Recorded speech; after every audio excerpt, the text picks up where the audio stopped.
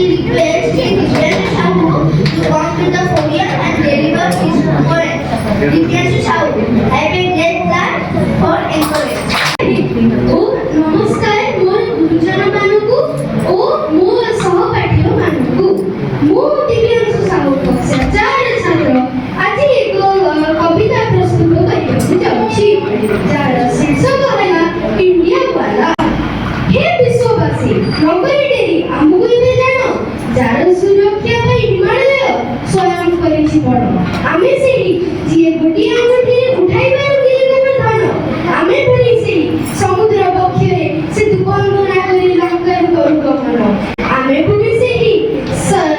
ଜଳର ପ୍ରତିବିମ୍ବ ଦେଖି ଲକ୍ଷ୍ୟ ଭେଦିବାର ଶତ୍ରୁର ବକ୍ଷକୁ ଫେରିବାର ବାଟ ନ ଜାଣି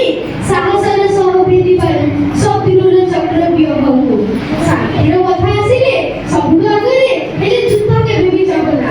ଯୁଦ୍ଧର ଅଙ୍କରେ ଯିଏ କିଏ ଦିଏ ଶାନ୍ତିରେ ବଞ୍ଚିବାକୁ ତାକୁ ଦେବେ ନା ଦେଶ ହିତ ପାଇଁ ମରିବା ଜାଣିଛୁ ସମୟ ଆସିଲେ ମାରିବା ଜାଣିଛୁ ନିଜ ମୁଣ୍ଡ ପଛେ ଦାଣ୍ଡରେ ଗଡ଼ୁ ହେଲେ ଦେଶ ସ୍ୱାଭିମାନ ବଜାଇ ରଖୁଛୁ ନିଜ ଜ୍ଞାନ ବିଜ୍ଞାନରେ ବହୁ ମିଶାଇ ସୀମାନ୍ତରେ ରଖିଛି ଆସିଛୁ ଦେଶରେ ନିଶ୍ୱାସ ବନ୍ଦ ହେବା ବେଳେ ନିଜେ ହିଁ ଭ୍ୟାକ୍ସିନ୍ ବନେଇ ରଖୁଛୁ ଯୁଦ୍ଧ ପାଇଁ ଆମେ ସ୍ୱାଗତର ଗୀତ ଶତ୍ରୁ ପାଇଁ ଆମେ ମରଣ ପ୍ରତିଭା ଏବେ ସହର ବସୁଛି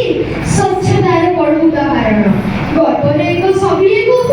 ସର୍ବେ ସନ୍ତ ନିରାମୟ ହେ ପ୍ରଭୁ କେବଳ ଆମକୁ ନୁହଁ ସାରା ବିଶ୍ୱକୁ କରିଥାଉ ଦୟା ଥକି ଥକି ଯିବୁନୁ ଆମେ ତ